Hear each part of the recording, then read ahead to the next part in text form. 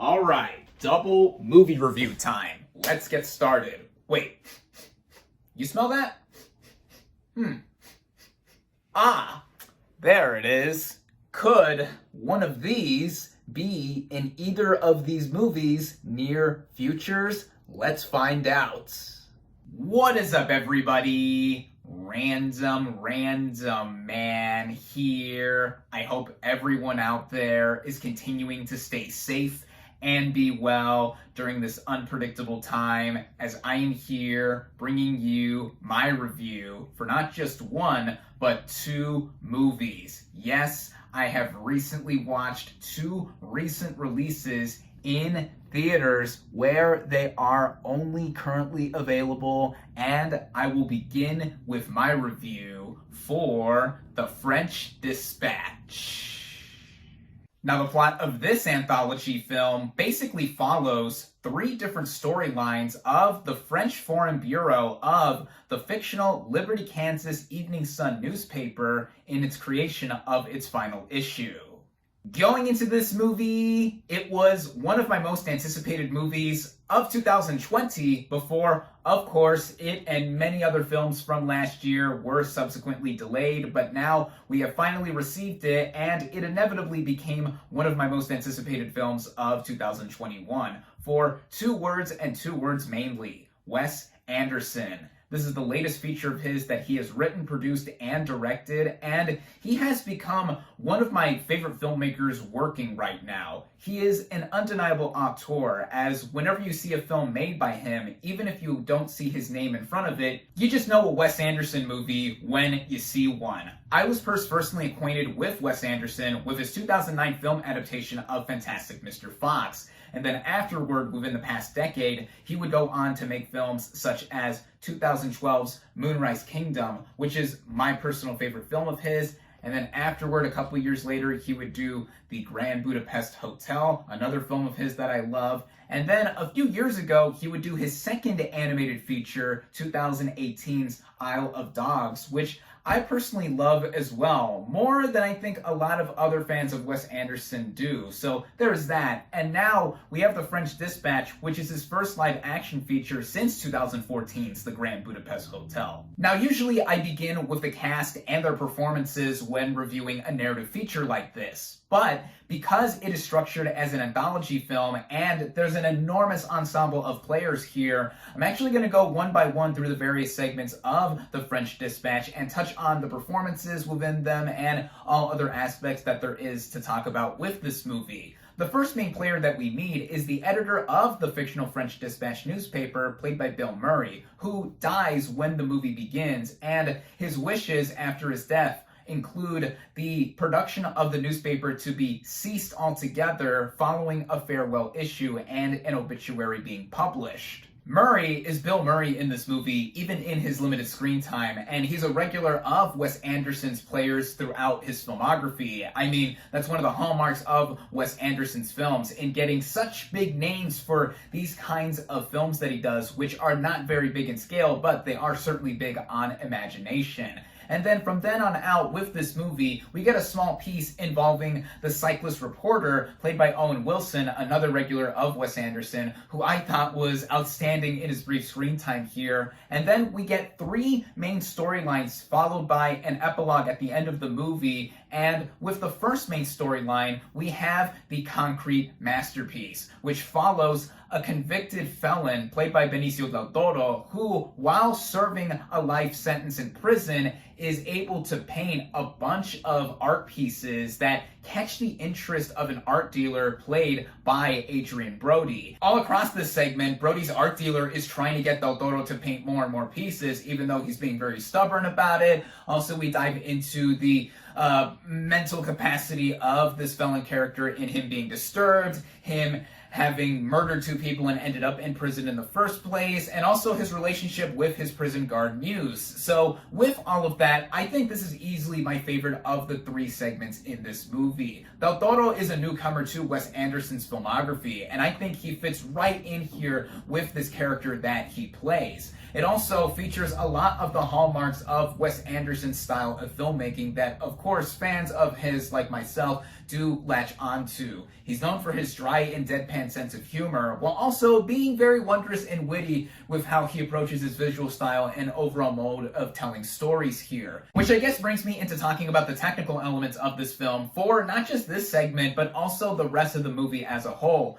Easily the production design stands out first and foremostly with this movie, as Wes Anderson is known for his very elaborate and very zany looking sets that he's done here. And with this town that this movie takes place in and all the various locations that we see, they're all so immaculately designed here. Colorful, very intricate as well, even down to how each of the characters look. And this also goes into how Wes Anderson has re-collaborated with a bunch of his past collaborators here, like costume designer Minela Cananero, cinematographer Robert Yeoman, with the signature symmetrical style of cinematography under Wes Anderson's vision here being on full display with how the camera moves on dolly shots, and also just with the set overall in its movement, and even the camera itself specifically during some specific moments in other segments, which I'll get to, how the camera work changes, and that's something that I thought was added on to the diversity in how this movie is visually. And then of course the original score done by Alexandre Desplat, which in any Wes Anderson movie that he's composed stands out a ton, especially with a lot of recurring reprises and themes. The second story in this film is revisions to a manifesto in which a student protest breaks out, and it is led by a student played by Timothée Chalamet. In the previous segment, this was all documented by a journalist played by Tilda Swinton, and in this second story, it is reported by a journalist played by Frances McDormand, whom has a relationship of sorts with Chalamet's character. And with this story in particular, it's interesting because of the budding nature between Chalamet and his girlfriend. She's played by Lena Kudry, and when Chalamet's revolutionary student writes up a manifesto, she disagrees with a lot of what he is saying here. And as it goes on, we see it all pent up and build to where, yeah, eventually the police are getting involved, and also McDormand's character is trying to remain impartial with all this, but there's something here that I think makes it stand out from the previous segment, to where it's also shot differently too. At times when it flips back and forth between black and white and there are close-ups on characters' faces, it reminded me of how a film from the French New Wave movement was shot. And it only makes sense given that this takes place in Ennui, a fictional small town in France, and I think that this is also part of the tribute to French cinema and just cinema altogether that Wes Anderson loves to put in. Chalamet in this movie, I also think, gives a standout performance in this film. He is also a newcomer to Wes Anderson's filmography, and really, with all the performances that I mentioned here, everyone here, no matter how big or small their screen time is, does an accomplished job with the material. Also, it impressing me more and more what kind of performers Wes Anderson is able to assemble, which also applies with the third and final story of this film, which is the private dining room of the police commissioner, in which the reporter who reports on this story and is prominent throughout it is played by Jeffrey Wright, another Wes Anderson newcomer, who gets involved with the kidnapping of the son of the police commissioner, played by Matthew Almeric. And with this story, though I did enjoy it just like the previous ones, it was my least favorite of the film, mainly because I thought there was the least amount going on in terms of me being engaged fully. It's a standard kidnapping plot, which involves the ringleader of it all, played by Edward Norton, who's always a delight to see on screen. And with that, it just felt more routine in how it played out. But I will say that Wright's wonderful performance does hold up a lot of this segment for me, and how a chase sequence plays out by the end of it. It doesn't just change up how the film is shot altogether, but straight up goes into a different medium in how it is animated. Yes, this part of the movie is done with 2D animation that reminded me of the style of the Tintin comics, which only makes further sense with how Wes Anderson is tributing French culture, as Tintin is a French IP. That was certainly my favorite moment in this segment. And including the other two segments and the epilogue of this movie and just the running time of this movie altogether, it goes at just under an hour and 45 minutes. And I thought it was well paced all throughout. The way it is strung together in the editing too, just also going in the style of Wes Anderson. Yeah, this is basically a Wes Anderson movie through and through, and that's really the best way to describe The French Dispatch. It's a trio of juxtaposed journalistic tales that's trademark Wes Anderson, to put it simply. Though this isn't one of my outright favorites of the filmmaker, at least not of his more recent work, it's a certain must-see for any fan of his, and if you can still catch this thing in a theater, it's a stunner to head out and see on the big screen. I definitely recommend it. With that, my final verdict for The French Dispatch is 4 out of 5 stars. Finally, here is my review for Spencer. Now, the plot of this biographical psychological drama basically follows Diana, Princess of Wales, played by Kristen Stewart, with this being a fictionalized account of her decision to end her marriage with Prince Charles, played by Jack Farthing, and leave the British royal family. Going into this movie, it was one of my most anticipated of the year, just on the concept alone of Kristen Stewart playing a real-life icon such as Princess Diana. Now, I've personally grown to be quite the fan of Stewart's in the last several years, and I've always been a fan of her to some extent, even when she was a child actor, in films such as Panic Room, where she starred opposite Jodie Foster. Then, of course, she went on to do all 5 Twilight movies, but even setting that aside and getting into further adulthood, Stewart has grown to be quite the talent, and her first collaboration with director Olivier Assayas, Clouds of Sils Maria, is proof of that, as she won the César Award for Best Supporting Actress for this film, and that is the French equivalent of an Oscar. She became the second American to win that prize and the first American woman ever to do so. Then Stewart re-teamed with Assayas a couple of years later for Personal Shopper, which I thought at the time I first saw this brought Stewart her best film performance to date and solidified her as one of my favorite actresses working in Hollywood right now. And Spencer also interested me greatly because of the director at the helm. This film is directed by Pablo Larraín, who previously did the 2016 biopic Jackie, which starred Natalie Portman as Jackie Kennedy, and I absolutely love this film. He even did a movie from earlier this year called Emma, which I actually first saw and even reviewed last year when it was streaming for free for a day on Mubi, but didn't get a general release until earlier this year, back in August. So yeah, there's that. It's an interesting movie. It's definitely one that's hard to pin down, and it's allegedly more akin to Larraín's prior work when he mostly worked in Chile. But yeah, Larraín is one of those directors that did have me curious to see what he would do with Spencer. I'm just gonna get this right out of the way, starting out with the cast and their performances. Lady Di, as played by Kristen Stewart, not only has given her best performance that I've ever seen from her to date in a movie, but I think also brings the best film performance I've seen in any movie all year thus far, period. The amount of psychological resilience that Stewart puts into playing Princess Diana in the specific moment in her life brings so many details about her just on her face and the inner turmoil that we see all across it. She's basically in almost every scene of this movie, similarly to how Jackie was framed around Portman's portrayal of that icon as well.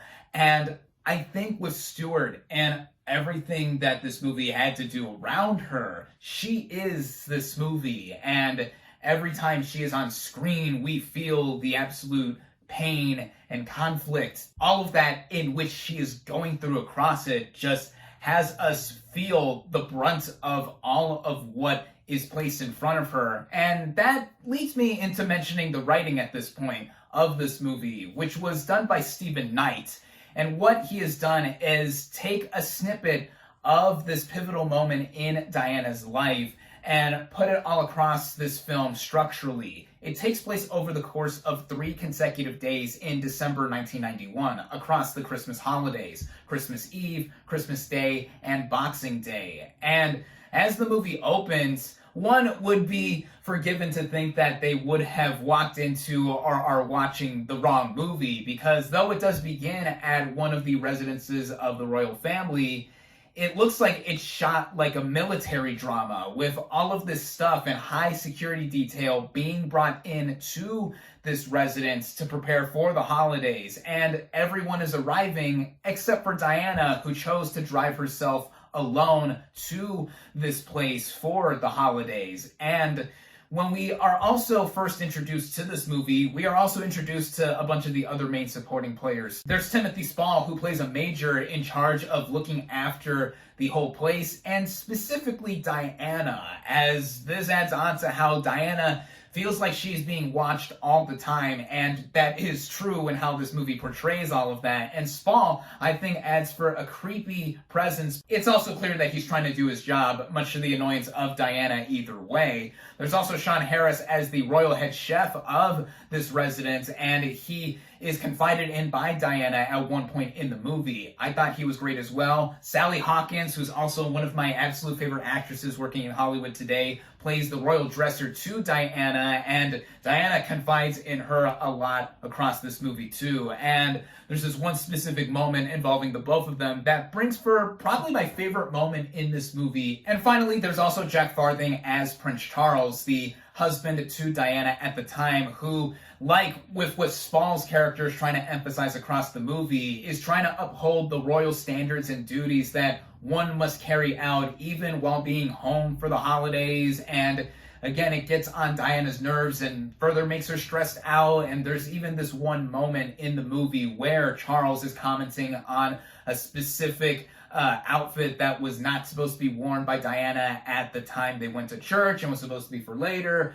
All that kind of stringent stuff that's being told in this movie further gets under the skin of Diana. And it's an effective performance on Farthing's part for sure, as with all the rest of the supporting players here too. But again, this really is Stewart's movie through and through. And right now, I'm going to say that if she does not win the Oscar for Best Actress, I don't know what I'll do. I would bet everything I have right now just to say that she is going to win. She's easily the biggest frontrunner in that category as of now. But getting back into Stephen Knight's writing, as I diverted to a little bit earlier ago, this film, as I mentioned a couple of times before, also emphasizes the psychological nature of it in us being put in the perspective of Diana, to where everything that is meticulously done that she tries to push off or avoid until it eventually happens just comes to a head, and we see everything that she looks and feels in what she is doing. By this point in real history, Diana has already been with the royal family for a decade, and also just looking from the age of her boys in the film,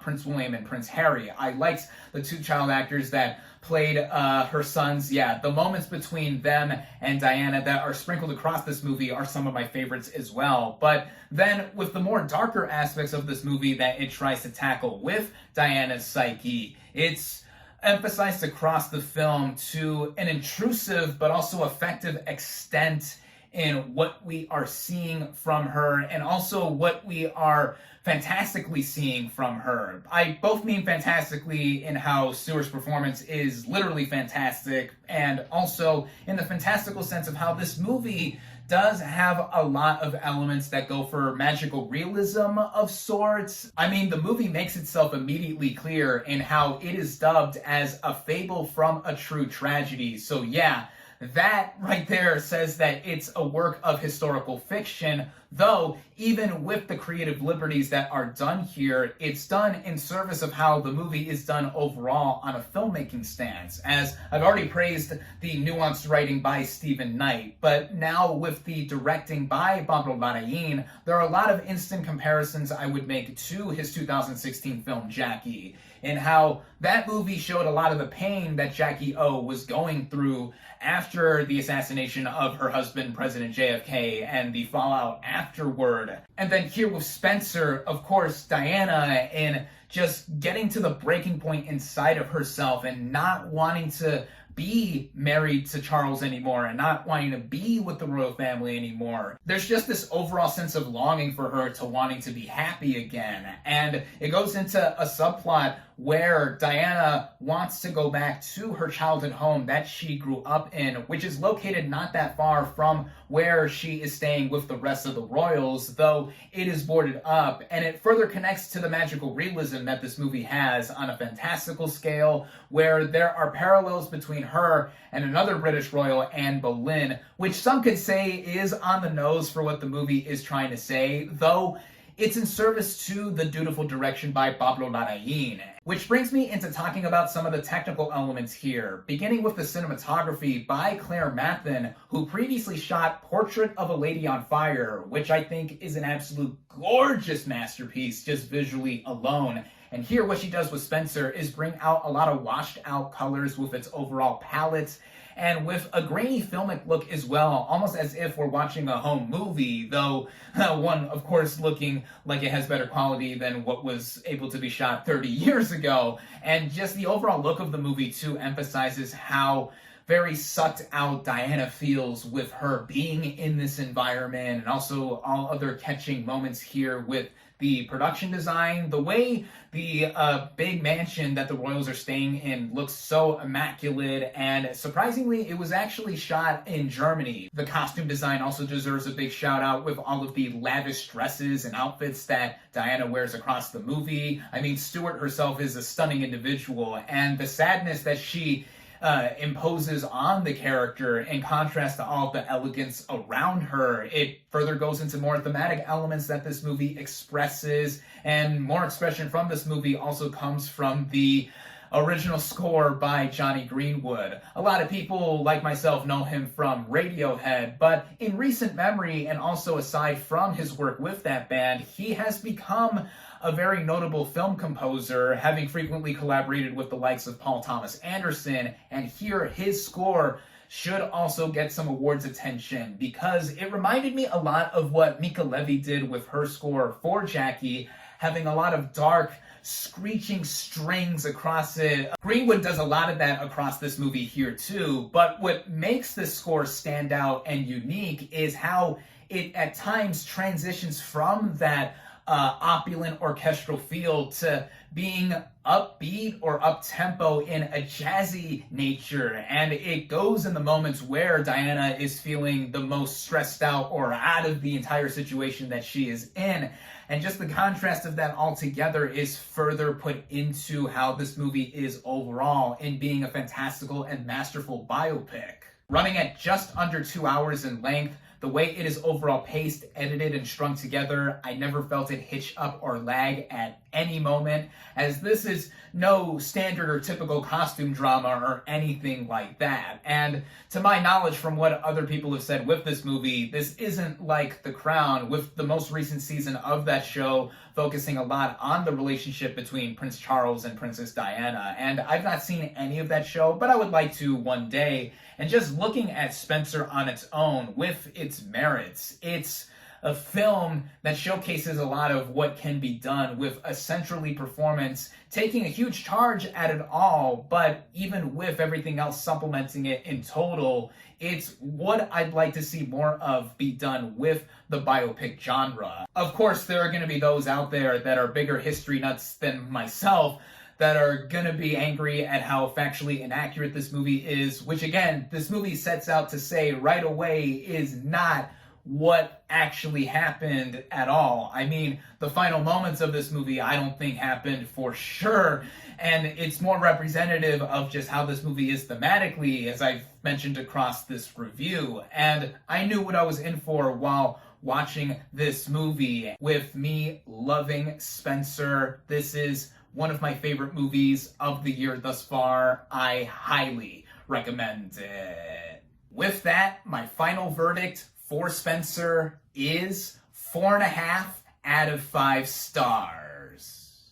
Thank you all, as always, for watching. Be sure to like this video, comment on what you thought of The French Dispatch and Spencer. Social media links in the description. Subscribe to my channel for more, and I'll catch you on the next movie review.